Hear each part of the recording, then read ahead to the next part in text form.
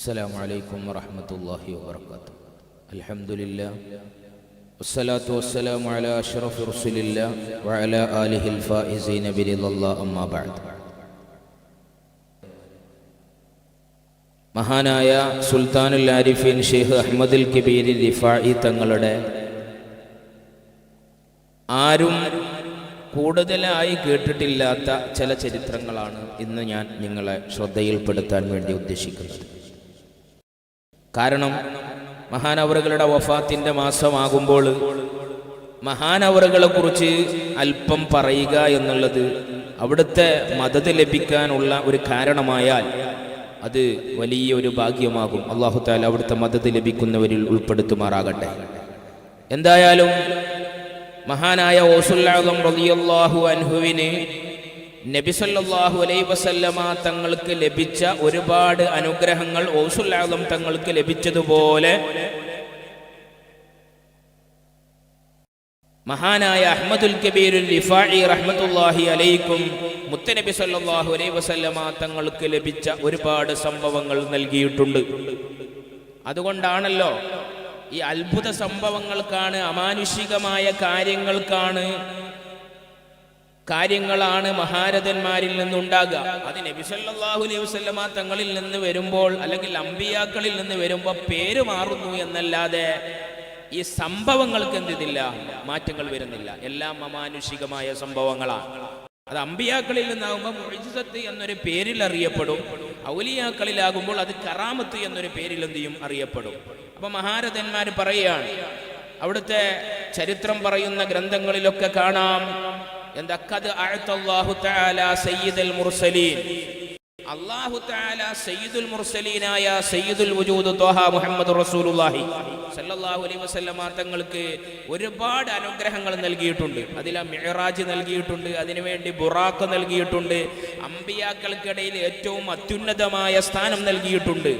അപ്പോ ഒരു ശിഷ്യൻ ചോദിച്ചു, ഔസ് അഹ്മദ് ബിൻ ഖലഫ് എന്ന് പറയുന്ന മഹാൻ അതെന്ത് ചോദിച്ചു, ഫമല്ലദി അഅതാഹു ലി സയ്യിദി അഹ്മദ് റിഫാഇ, അദ്ദേഹത്തിന്റെ ശൈഖായ അഹ്മദ് ബിൻ ഖൽഫ് എന്ന് പറയുന്ന പണ്ഡിതനോട് അദ്ദേഹത്തിന്റെ ശിഷ്യനായ അഹ്മദു സാഹിദ് എന്നിവർ ചോദിച്ചു, അഹ്മദുൽ കബീർ റിഫാഇ തങ്ങൾക്ക് ഔലിയാക്കളിൽ അല്ലാഹു തആല കൊടുത്തത് എന്താണ് പ്രത്യേകമായിട്ടെന്ന് ചോദിച്ചു. എല്ലാവർക്കും ഒരു പ്രത്യേകമായ സ്ഥാനം കൊടുക്കുമല്ലോ. നബി സല്ലല്ലാഹു അലൈഹി വസല്ലം തങ്ങൾക്ക് പ്രത്യേകമായ ചില കഴിവുകൾ ഉണ്ടായിരുന്നു, മറ്റുള്ളവർക്കൊന്നും കിട്ടാത്ത.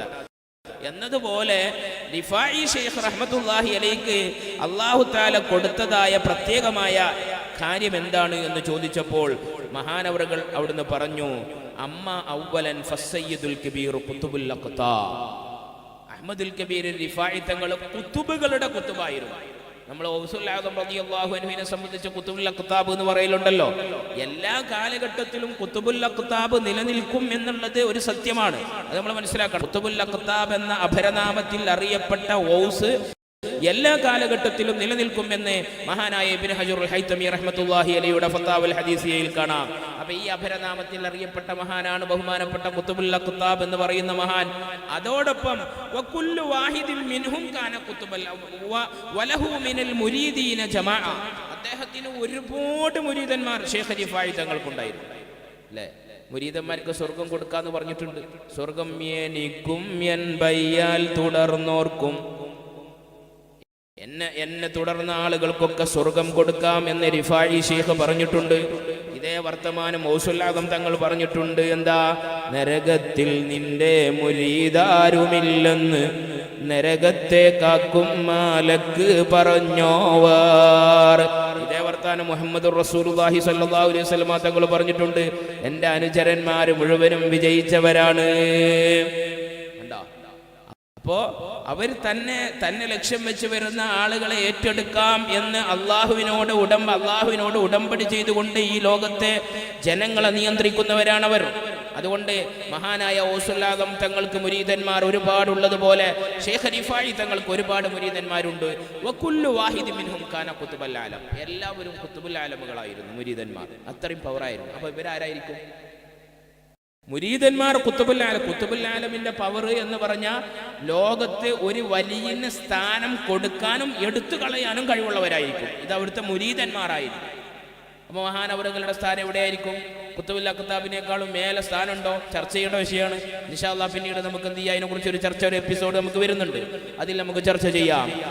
അങ്ങനെ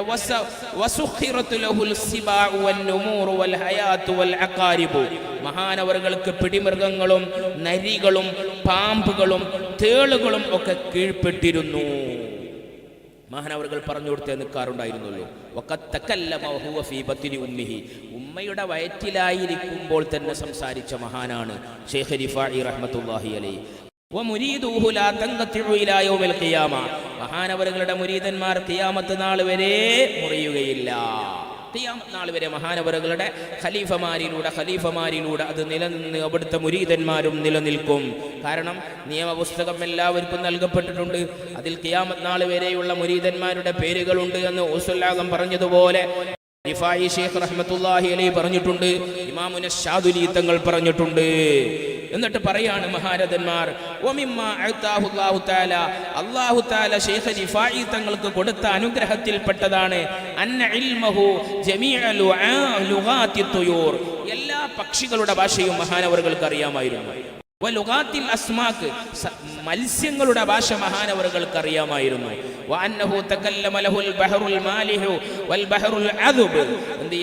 നല്ല തെളിഞ്ഞ വെള്ളവും ഉപ്പുരസമുള്ള വെള്ളവും ഉപ്പുരസമുള്ള കടലും ഉപ്പുരസമില്ലാത്ത നല്ല തെളിഞ്ഞവും കായലും കടലും പുഴകളും എല്ലാം മഹാനവറുകളോട് സംസാരിക്കുമായിരുന്നു.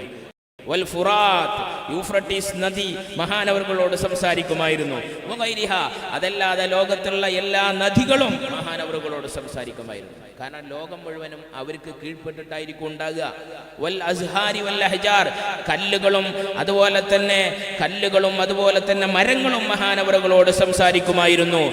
എന്നിട്ട് മഹാനവറുകൾ പറയാണ്, ഇത് ഉദ്ധരിച്ച മഹാനായ അഹ്മദു സാഹിദ് എന്ന് പറയുന്ന പണ്ഡിതൻ ചോദിച്ചപ്പോൾ അഹ്മദ് ബിൻ ഖലഫ് എന്ന ഗൗസ് എന്ന അപരനാമത്തിൽ അറിയപ്പെട്ട മഹാൻ പറയുകയാണ്, വഹാദിഹിൽ അത്തിയത്തു യാ കൻസൽ ആരിഫീൻ മാ അഅതൈതു ലിഅഹദിൻ മിൻ ഔലാദിഹി. മുത്തനബി സല്ലല്ലാഹു അലൈഹി വസല്ലമ തങ്ങളുടെ മക്കളിൽ നിന്ന് ഒരാൾക്കും ഈ സ്ഥാനം കൊടുക്കപ്പെട്ടതായിട്ട് ഞാൻ അറിഞ്ഞിട്ടില്ല. ഉണ്ടാകാം. മഹാനവറുകൾ പറയാണ്, ഇന്നഹു അഅതാഹു അല്ലാഹു തആല ഫിൽ ഔലിയാഇ, അല്ലാഹു തആല തന്റെ ഔലിയാക്കളിൽ കൊടുക്കാറുണ്ട് മാ അഅതാ നബിയഹു ഫിൽ അംബിയാ, അംബിയാക്കൾക്ക് അംബിയാക്കളിൽ നബി സല്ലല്ലാഹു അലൈഹി വസല്ലമ തങ്ങൾക്ക് കൊടുത്ത എല്ലാ കാര്യങ്ങളും ഔലിയാക്കളിൽ എന്ത് ചെയ്യാറുണ്ട്? അല്ലാഹു തആല അഹ്മദുൽ കബീർ റിഫാഇ തങ്ങൾക്കും എന്ത് ചെയ്തിട്ടുണ്ട്? കൊടുത്തിട്ടുണ്ട്. അംബിയാക്കളിൽ നബി സല്ലല്ലാഹു അലൈഹി വസല്ലമ തങ്ങൾക്ക് കൊടുത്ത മുഴുവൻ വിഷയവും ഔലിയാക്കളിൽ മഹാനായ ശൈഖ് റിഫാഇ തങ്ങൾക്ക് കൊടുത്തിട്ടുണ്ട്. കുല്ലു ദാലിക ബിബറകത്തി ജദ്ദിഹി സുൽത്താനുൽ കൗനൈൻ. ഇതൊക്കെ മുത്തനബി സല്ലല്ലാഹു അലൈഹി വസല്ലമ തങ്ങൾ എന്ന അവിടുത്തെ വല്ലിപ്പയുടെ ബറക്കത്ത് കൊണ്ട് ലഭിച്ചതാണ്.